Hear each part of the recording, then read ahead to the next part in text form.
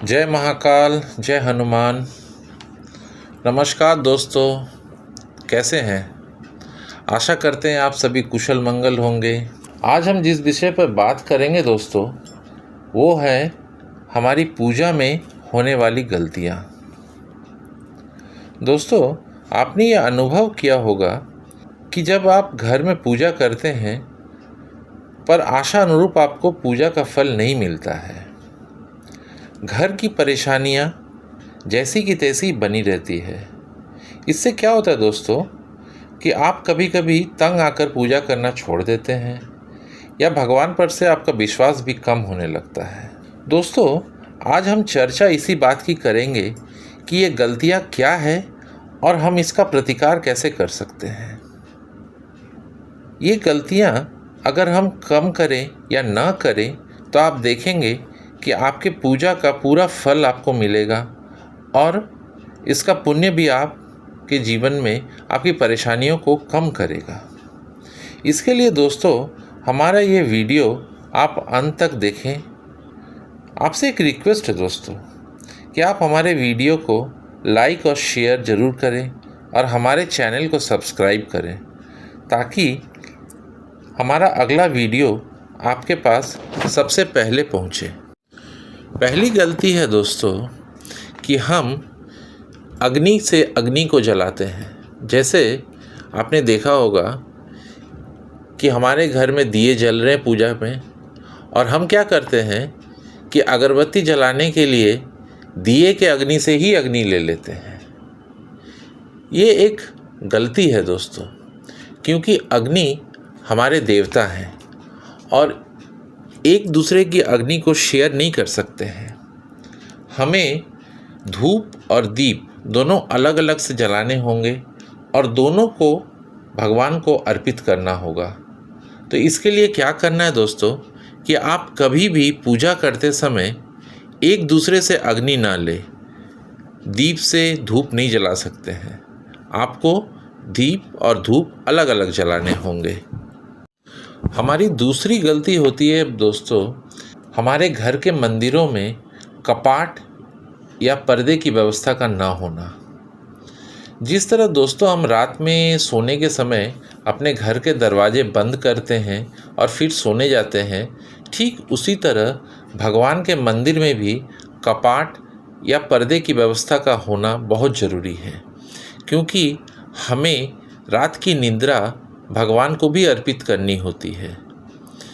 तो हमें क्या करना होगा दोस्तों कि घर के मंदिर में या तो कपाट की व्यवस्था करें, और अगर कपाट की व्यवस्था ना हो पाए तो एक पर्दे की व्यवस्था करें, जिसे हम रात में सोते जाने से पहले पर्दा या कपाट डाल दें और फिर दूसरे दिन सुबह जब हम उठें तो साफ़ सुथरे होके नहा के मंदिर के कपाट का पर्दा या दरवाज़ा 3 ताली के साथ खोलें। इससे देखेंगे दोस्तों कि हमारी पूजा की सफलता और बढ़ जाती है। दोस्तों, हमारा तीसरा प्रतिकार है कि हमें पूजा को ढंग से समाप्त करना चाहिए। अब ढंग से समाप्त करने का मतलब क्या है? ढंग से पूजा को समाप्त करने का मतलब है कि पूजा का समापन करने से पहले हमें शंख की और घंटी की ध्वनि करनी चाहिए। इससे क्या होता है दोस्तों कि एक पॉजिटिव वाइब्रेशन उत्पन्न होती है जो हमारे चारों तरफ के वातावरण को स्वच्छ एवं सुंदर बनाती है। अब साइंस की मान्यता देखें दोस्तों तो शंख की ध्वनि से जर्म्स का भी अंत होता है। तो इसका मतलब है कि ये ध्वनि हमारे घर में, हमारे घर के वातावरण को पॉजिटिव बनाती है और ये हमारे जीवन के लिए एक बहुत ही उपयोगी चीज़ है। तो हमें पूजा समाप्त करने से पहले घंटी और शंख की ध्वनि करना चाहिए। दोस्तों, हमारी चौथी गलती है पूजा में बांस वाली अगरबत्ती का इस्तेमाल करना। हम नॉर्मली जब पूजा करते हैं तो जो अगरबत्ती जलाते हैं दोस्तों, आप देखेंगे कि उसमें एक बांस का स्टिक होता है।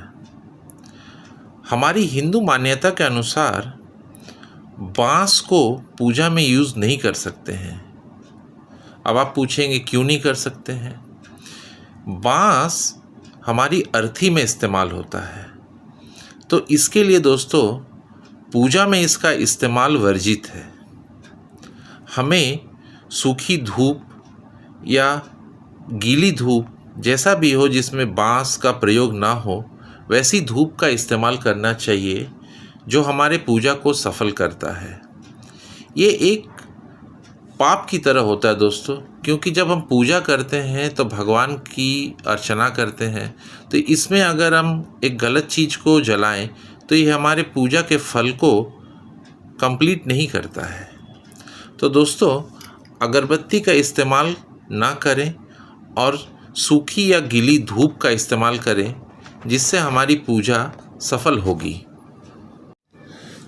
दोस्तों हमारी 5वीं गलती है पूजा के उपरांत पूजा में भगवान को अर्पित की गई प्रसाद और जल का ना उठाना।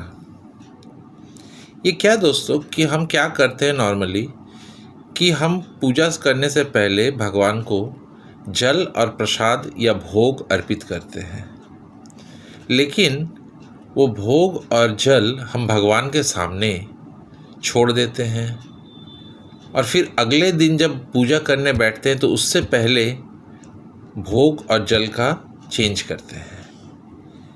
ये पद्धति सही नहीं है दोस्तों।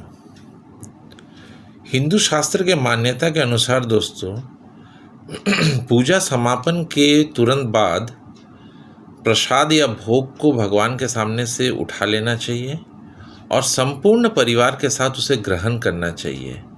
इससे पुण्य का फल मिलता है और हमारी पूजा का समापन भी ढंग से होता है।